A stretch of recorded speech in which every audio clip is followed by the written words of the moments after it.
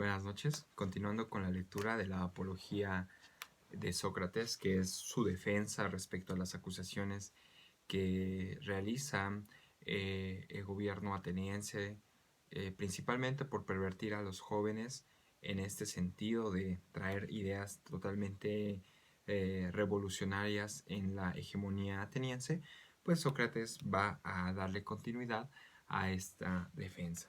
Y continuamos.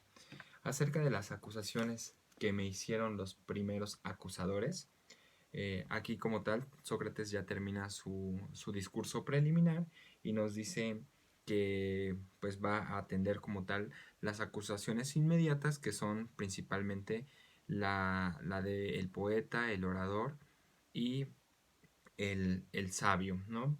Vamos a empezar primero con Meleto, que es la acusación respecto a delinquir a los jóvenes atenienses. Continúo. Sea esta suficiente su defensa ante vosotros. Contra Meleto, el honrado y el amante de la ciudad, según dice él, y contra los acusadores recientes, voy a intentar defenderme a continuación. Tomemos pues a su vez la acusación jurada de estos, dado que son otros acusadores. Es así: Sócrates delinque, corrompiendo a los jóvenes y no creyendo en los dioses en los que en la ciudad cree, sino en otras divinidades nuevas. Tal es la acusación. Examinémosla punto por punto. Obviamente esto es una mentira, dado que en la lectura anterior de la apología de Sócrates, Sócrates establece como tal que su taxe, su oficio, es el de perseguir esta verdad que se pronuncia por el círculo de Delfos, a donde asegura que Sócrates es el hombre más sabio de Atenas, ¿no? Entonces, pues es una mentira, ¿no? Que Sócrates no crea en los dioses atenienses, ¿no? Al contrario, está corroborando su palabra. Continúo. Dice, en efecto, que yo delinco corrompiendo a los jóvenes. Yo, por mi parte, afirmo que Meleto delinque porque bromea en asuntos serios, sometiendo a juicios con ligereza a las personas y simulando esforzarse e inquietarse por cosas que jamás le han preocupado. Voy a intentar mostraros que esto es así. Ven aquí. Abro nota. El acusado podía interrogar al acusador y presentar testigos. Durante la intervención de estos no contaba el tiempo asignado al acusado por sus defensas. Cierro nota. Meleto, y dime, ¿no es cierto que consideras de la mayor importancia que los jóvenes sean de lo mejor posibles? Yo sí. Ean, di entonces a estos quiénes los hace mejores, pues es evidente que lo sabes, puesto que te preocupa. En defecto has descubierto al que los corrompe, a mí, según dices, y me traes ante estos jueces y me acusas. Vamos, di y revela quién es el que los hace mejores. ¿Estás viendo, Meleto, que callas y no puedes decirlo? Sin embargo, ¿no te parece que esto es vergonzoso y testimonio suficiente de lo que yo digo? De que este asunto no ha sido en nada objetivo en tus preocupaciones. Pero dilo, amigo, ¿quiénes los hacen mejores? Responde Meleto, las leyes. Pero no te pregunto eso, excelente Meleto, sino que, sino que hombre, el cual ante todos debe conocer esto mismo, las leyes. Estos, Sócrates, los jueces. Abro nota. Los jueces los eran por sorteo entre los ciudadanos, los mismos que sucedían con los miembros del consejo. Los asistentes de la asamblea eran todos los ciudadanos en plenitud de sus derechos. Cierro nota. ¿Qué dices, Meleto? ¿Estos son capaces de educar a los jóvenes y de hacerlos mejores? Sí, especialmente. ¿Todos o unos sí y otros no? Todos. Hablas bien, por era, y presentas una gran abundancia de bienhechores. ¿Qué pues? ¿Los que nos escuchan lo hacen también mejores o no? También estos. ¿Y los miembros del consejo? También los miembros del consejo. Pero entonces, Meleto, ¿acaso los que asisten a la asamblea, los asambleístas, corrompen a los jóvenes? ¿O también aquellos en su totalidad los hacen mejores? También aquellos. Luego, según parece, todos los atenienses los hacen buenos y honrados, excepto yo. y solo yo los corrompo. Eso es lo que tú dices, Meleto. Muy firmemente lo digo. Me atribuyes, sin duda, un gran desacierto. Contéstame, ¿te parece a ti que es también así respecto a los caballos? ¿Son todos los hombres los que los hacen mejores o uno solo el que los resabia? ¿O todo lo contrario, alguien solo o unos muy poco? Los cuidadores de caballos son capaces de hacerlo mejores y la mayoría, si tratan con los caballos y los utilizan, ¿los echan a perder? No es así, Meleto. ¿No es así, Meleto, con respecto a los caballos y a todos los otros animales? Sin ninguna duda, digáis que sí o digáis que no, tú y Anito, sería en efecto una gran suerte para los jóvenes si uno solo los corrompe y los demás le ayudan. Pues bien, Meleto, has mostrado suficientemente que jamás te has interesado por los jóvenes y has descubierto de modo claro tu despreocupación. Esto es, que no te has cuidado de nada de esto por lo que tú me traes aquí. Dinos aún, Meleto, por Zeus, si es mejor vivir entre ciudadanos honrados o malvados. Contesta, amigo. No te pregunto nada difícil. ¿No es cierto que los malvados hacen daño a los que están siempre a su lado y que los buenos hacen bien? Sin duda. ¿Hay alguien que prefiera recibir daño de los que están con él a recibir ayuda? Contesta, amigo, pues la ley ordena responder. ¿Hay alguien aquí que quiera recibir daño? No, sin duda, dice Meleto. Ea, pues, me traes aquí en la idea de que yo corrompo a los jóvenes y los hago peores voluntaria e involuntariamente. Voluntariamente, sin duda, responde Meleto. ¿Qué sucede entonces, Meleto? Eres tú hasta tal punto más sabio que yo, siendo yo de esta edad y tú tan joven, y tú conoces que los malos hacen siempre algún mal a los más próximos a ellos, y los buenos bien. En cambio yo, por lo visto, he llegado a tal grado de ignorancia que desconozco. Incluso que si llego a ser malvado a alguien de los que están a mi lado, corro peligro de recibir daño de él y de este mal tan grande lo hago voluntariamente, según tú dices. Esto no te lo creo yo, Meleto, y pienso que ningún otro hombre. En efecto, o no, o no los corrompo. O si los corrompo, lo hago involuntariamente. De manera que tú en uno u otro caso mientes. Y si los corrompo involuntariamente, por esta clase de faltas la ley no ordena comparecer a uno aquí, sino tomarle privadamente y enseñarle y reprenderle, pues es evidente que si aprendo, cesaré de hacer lo que hago involuntariamente. Tú has evitado y no has querido tratar conmigo ni enseñarme. En cambio, me traes aquí donde es ley traer a los que necesitan castigo y no enseñanza. Bien, aquí me gustaría hacer una pequeña reflexión, ¿no? Curiosamente, en la dinámica social en la que trabajamos, es evidente ver cómo la gente actúa con indiferencia, con ciertos perjuicios que dañan de manera letal a las personas, ¿no? Eh, a veces estas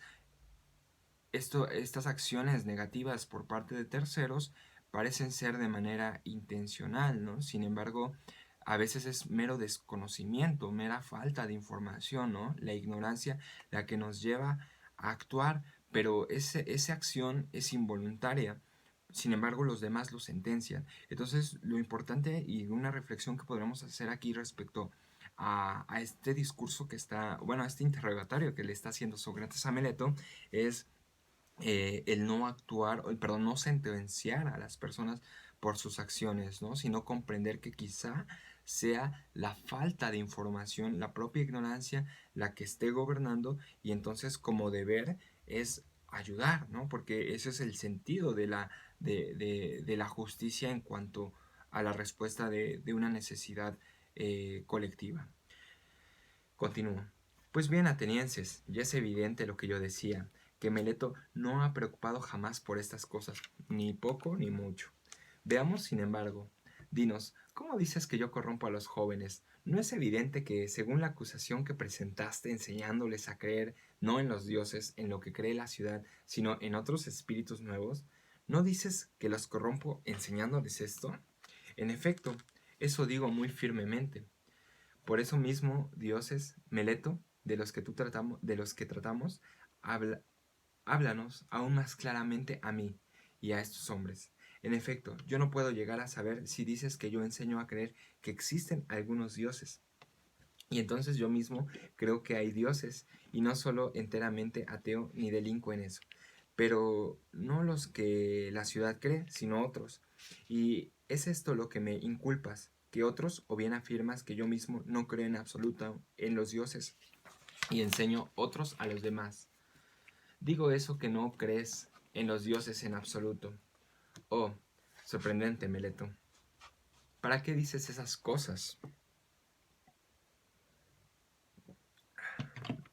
Luego tampoco creo, como los demás hombres, que el sol y la luna son dioses. No, por Zeus, jueces, puesto que afirma que el sol es una piedra y la luna tierra. ¿Crees que estás acusando a Anaxágoras? Aquí hay una nota.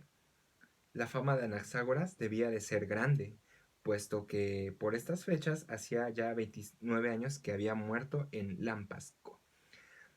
Había vivido muchos años en Atenas, en el círculo de Pericles, aunque Sócrates en sus comienzos se había interesado por el pensamiento de Anaxágoras, cuyas ideas le eran perfectamente conocidas. Aprovecha en ocasión para precisar que su pensamiento no tiene relación con la de los filósofos de la naturaleza, ¿no? Hace una separación Sócrates respecto a Anaxágoras con los presocráticos. Cierro nota. Querido Meleto, y desprecias a estos y consideras que son desconocedoras de la letra hasta el punto de no saber que los libros de Anaxágoras de Clasómenas están llenos de estos temas, y además aprenden de mí los jóvenes, los que de vez en cuando pueden adquirir en la orquesta, nota, probablemente un lugar en el ágora en el que se ejerce el comercio de libros. No se trata de una orquesta de teatro, ¿no? Es una especie de trueque de libros, ¿no? Un intercambio de saberes. Continúo. Por un dracma, como mucho, y reírse de Sócrates si pretende que son suyas estas ideas, especialmente el ser tan extrañas. Pero, oh Meleto, ¿te parece a ti que soy así? ¿Que no creo que exista ningún dios? Ciertamente que no. Por Zeus, de ningún modo. No eres digno de créditos, Meleto, incluso, según creo, para ti mismo. Me parece que este hombre ateniense es descarado in- e intem- intrépido, y que sin más ha presentado esta acusación con cierta insolencia, intemperancia y temeridad juvenil. Parece que que trama una especie de enigma para tantear. ¿Se dará cuenta eso sabio de Sócrates, que está bromeando y contradiciéndome, o le engañaré a él y a los demás oyentes? Yo digo que esto está claro, que se está contradiciendo, y como si dijera: Sócrates delinque, no creyera en los dioses, pero cree en los dioses. Esto es propio de una persona que juega. Examinad, pues, atenienses, porque me parece que dice eso. Tú, Meleto, contéstame. Vosotros, ¿cómo os rogué al empezar? Tened, tened, tened presente, no protesto si construyo la frase en mi modo habitual. ¿Hay alguien, Meleto, que crea que existen cosas humanas y que no crea que existen hombres? Que conteste, jueces, y que no proteste una y otra vez. ¿Hay alguien aquí que no crea que existen caballos y que crea que existen cosas propias de caballos? ¿O que no existen flautistas y sí cosas relativas al toque de flautas? No existen personas, querido Meleto. Si tú no quieres responder, te lo digo yo a ti y a estos otros. Pero responde al menos a lo que sigue. Hay quien crea que hay cosas propias de divinidades y que no crea que hay divinidades. No, no hay nadie. ¿Qué servicio me haces al contestar, aunque sea regañadientes, obligados por estos? Así pues, afirmas que yo creo y enseño cosas relativas a divinidades, sean nuevas o antiguas. Por tanto, según tu afirmación, y además lo juraste eso en tu escrito de acusación, creo en lo relativo a divinidades. Si creo en esas cosas relativas a divinidades, es sin duda de gran necesidad que yo crea que hay divinidades. ¿No es así? Si lo es, supongo que estás de acuerdo. Supongo que no contestas. ¿No creemos que las divinidades son dioses o hijos de dioses? ¿Lo afirmas o lo niegas? Lo afirmo. Luego, si creo en las divinidades, según tú afirmas, y si las divinidades son de algún modo dioses, esto sería lo que yo digo que presentas como un enigma y en lo que bromeas al afirmar que yo creo en dioses y que por otra parte creo en los dioses, puesto que creo en las divinidades. Si a su vez las divinidades son hijos de los dioses, bastardos nacidos de ninfas o de otras mujeres, según se suele decir, ¿qué hombre creería que hay hijos de dioses y que no hay dioses? Sería en efecto tan absurdo como si alguien creyera que hay hijos de caballos y burros, los mulos, pero no creyera que hay caballos y burros.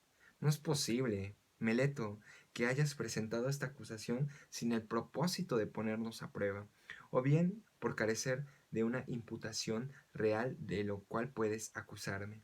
No hay ninguna posibilidad de que tú persuadas a alguien, aunque sea de poca inteligencia, de que una misma persona crea que hay cosas relativas a las divinidades y a los dioses, y por otra parte, que esas personas no crean en divinidades, dioses ni héroes. Pues bien, atenienses, me parece que no requiere mucha defensa demostrar que yo no soy culpable respecto a las acusaciones de Meleto, y que ya es suficiente lo que ha dicho. Nota. Con estas palabras da por terminada Sócrates su defensa frente a la acusación real presentada contra él. El resto del tiempo concebido para la defensa lo va a dedicar a justificar su forma de vida y demostrar que es beneficiosa para la ciudad y digna de ser seguida por los otros hombres. Pues bien, vamos a mitad de la apología de Sócrates. Como tal, este primer discurso, Sócrates lo ocupa para atacar la primera y única acusación que se presenta en el jurado y que es por parte de Meleto. Meleto como tal lo acusa de pervertir a los jóvenes atenienses. Sin embargo, Sócrates ha presentado primero una diferenciación de Sócrates con los sofistas y me parece un punto muy acertado el que realiza Sócrates respecto a diferenciar que los sofistas están cobrando por enseñar algo que no saben y que creen saber, y por el otro lado Sócrates no cobra ninguna moneda por mostrar sus conocimientos, ¿no? Pero más que exhibir un conocimiento es una profundización del concepto, ¿no? A través de su herramienta o su método mayéutico, que es el arte de preguntar. Vamos a continuar con la apología de Sócrates. Lo que yo decía, a saber, que se ha producido gran enemistad hacia mí por otra parte. De mucho sabed bien que es verdad. Y es esto lo que me va a condenar. Si me condena, no Meleto ni Anito, sino la calumnia y la envidia de muchos. Es lo que ya ha condenado a otros muchos hombres buenos y lo seguirá condenando. No hay que esperar que se detenga en mí. Quizás alguien diga, ¿no te da vergüenza, Sócrates, haberte dedicado a una ocupación tal por la cual ahora corres peligro de morir? A esto yo a mi vez le diría unas palabras justas.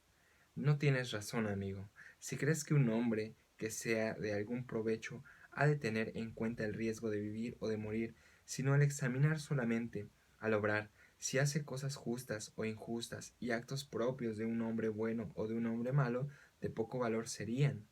Según tu idea, cuántos semidioses murieron en Troya, y especialmente el hijo de Tetis, ¿no? Aquí hace referencia a Aquiles, el cual, ante la idea de hacer algo deshonroso, despreció el peligro, hasta tal punto de que, cuando ansioso de matar a Héctor, su madre, que era la diosa, le dijo, según creo, algo así como, hijo, si vengas la muerte de tu compañero Patroclo y matas a Héctor, tú mismo morirás, pues es el destino lo que está dispuesto de manera inmediata, es tu destino lo que está de manera inmediata después de Héctor.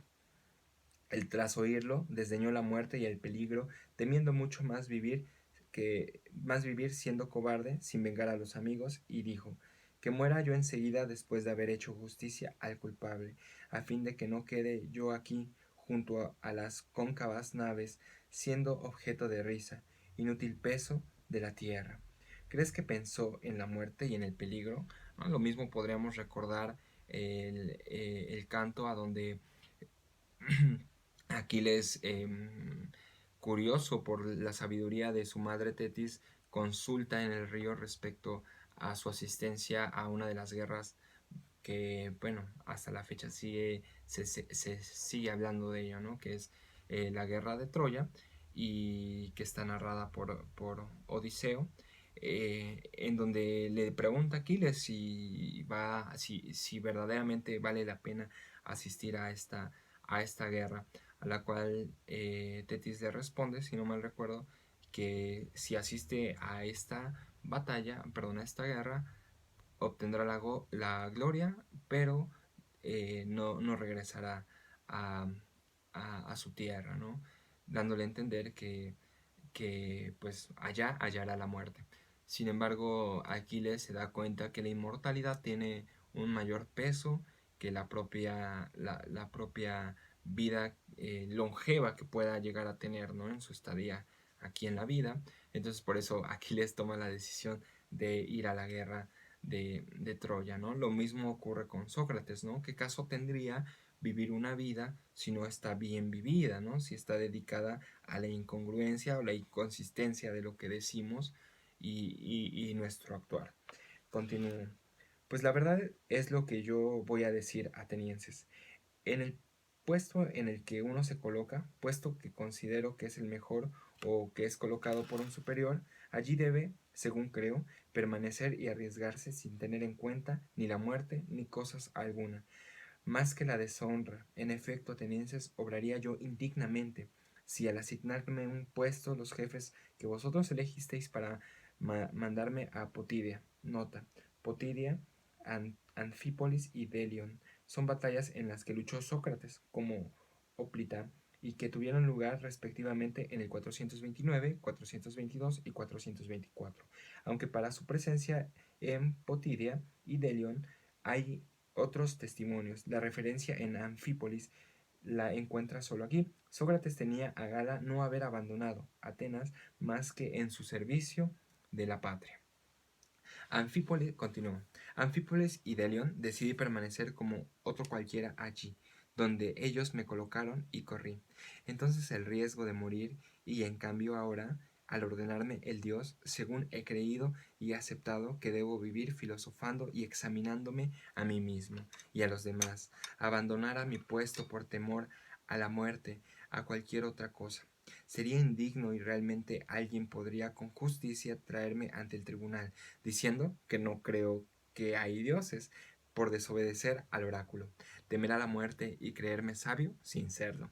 En efecto, atenienses, temer a la muerte no es otra cosa que creer ser sabio sin serlo, pues es creer que uno sabe lo que no sabe, pues nadie conoce la muerte, ni siquiera es precisamente la mayor de todos los bienes para el hombre, pero la teme, como si como si supieran con certeza que es el mayor de los males. Sin embargo, ¿cómo no van a hacer lo más reprochable ignorancia la que creen saber lo que no saben? Yo, atenienses, también quizás me diferencio en esto de la mayor parte de los hombres, y por consiguiente, si dijera que soy más sabio que alguien en algo, sería en esto, en que no sabiendo suficientes sobre las cosas del Hades. Nota: aquí, a diferencia de de una página que, perdón, de un pasaje que es el 40e, donde tiene el sentido de la morada de los muertos, expresa lo que sigue después de la muerte, ¿no? Hace una referencia de Hades respecto a la vida después de la muerte. Cierro nota. También reconozco no saberlo, pero sí sé que es malo y vergonzoso cometer injusticia y desobedecer al que es mejor, sea Dios u hombre. En comparación con los males que sé que son males, Jamás temeré ni evitaré lo que no sé, si incluso un bien. De manera que si ahora vosotros me dejarais libre, no haciendo caso a Anito, el cual dice que bien era absolutamente necesario que yo hubiera comparecido aquí, o que, puesto, puesto que he comparecido, no es posible no condenarme a muerte, explicándoos que si fuera absuelto, vuestro hijo, poniendo inmediatamente en práctica las cosas que Sócrates enseña, se corrompería a todos totalmente. Y si además me dijerais, ahora, Sócrates, no vas a hacer que no gastes ya más tiempo en esta búsqueda y de que no filosofes. Y si eres sorprendido haciendo aún esto, morirás. Si en efecto, como dije, me dejarais libre con esta condición, yo os diría, yo atenienses os aprecio y os quiero, pero voy a obedecer al Dios más que a vosotros, y mientras aliente y sea capaz, es seguro que no dejaré de filosofar, de exhortaos y de hacer manifestaciones al que de vosotros vaya encontrando y diciéndole lo que acostumbro.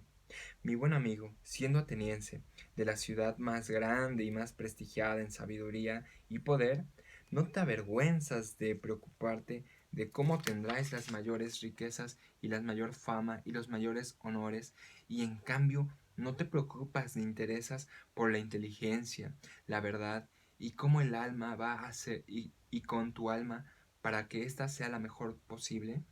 Y si alguno de vosotros discute y dice que se preocupa, no pienso dejarlo al momento y marcharme, sino que le voy a interrogar y examinar y a refutar, y si me parece que no ha adquirido la virtud y que dice sí, lo reprocharé, que tiene en menos lo digno de más, y tiene en mucho lo que vale poco. Este pasaje es uno de mis favoritos porque también lo encuentro en la hermenéutica del sujeto de Michel Foucault, a donde, bueno, como tal, Sócrates, ya había comentado en el video anterior, se ve a sí mismo como el oficio que debe ejercer, ya que Sócrates ejerce este taxe o este puesto con su firmeza, ¿no? Dice, sin el riesgo de la muerte, ¿no? Como tal, este pasaje me parece muy fuerte, el que aunque no sea condenado a muerte, se le ordena que no continúe con esta práctica de la filosofía. Entonces Sócrates pues preferiría la muerte a no continuar con su práctica, ¿no? Vemos una fuerte convicción de Sócrates en cuanto a su oficio, ¿no? Y que está respetando la voluntad de los dioses, ¿no? Que pronuncian que Sócrates es el más sabio de todo Atenas. Um, aquí hay una Aquí hay una epístola a Meneceo a donde extraigo una frase que me gusta mucho que dice: nunca es tarde ni temprano para asegurar la salud del alma. Todos tenemos el deber de filosofar. Claro que sí, ¿no? Incluso el propio Foucault lo menciona no como un estilo de vida, una forma de vida que esté eh, externo y segregado, ¿no? en la situación, ¿no? En la dinámica humana, sino que debe formar parte de este alcance del saber, ¿no? A un modo de deber. Entonces, chicos, espero que hayan disfrutado esta segunda parte de la apología de Sócrates, que es muy hermosa, y que claro, ¿no? Al igual que Sócrates, tenemos este deber de primero reconocer nuestra ignorancia y delimitar nuestros conocimientos, ser conscientes de hasta dónde podemos llegar, ¿no? Nuestros saberes que hemos aprendido en toda esta formación escolar y también en la educación informal que tenemos en casa, con nuestros amigos, con todas las personas que nos han rodeado, más allá de la formación que hemos tenido dentro de las escuelas, y que siempre veamos esta oportunidad del aprendizaje, ¿no? No veamos el aprendizaje como una forma de simular o de requisitud, no para obtener un trabajo, para agradar, para alardear, para nada, ¿no? El conocimiento es uno de los tesoros más preciosos que debemos acoger, que debemos recolectar y que debemos estar trabajando constantemente, ¿no? A modo de una cosecha. Ya por último no sabremos si somos los más sabios o no, y tampoco se trata de eso, sino se trata de darle un sentido, construirle un sentido a nuestra propia vida, ¿no? En una vida a donde la dinámica de esta sociedad industrial, de esta sociedad neoliberal, pues nos ha empujado a un individualismo muy fuerte, ¿no? A donde todos velan por intereses propios, pero no volteamos a ver a las personas, ¿no? Sentenciamos, enjuiciamos, hacemos perjuicios, dañamos, pronunciamos enunciados que van inyectados de vileza, ¿no? Que llevan lo que conocemos en el vulgo como una cizaña, y esta cizaña no es puesta a reflexión, ¿no? Se adjudica como una verdad y pues parece ser que es el triunfo del doxa en esta sociedad. Pues espero que hayan disfrutado de esta segunda parte de la apología de Sócrates y nos escuchamos en la tercera parte. Y espero que mi control ahora sí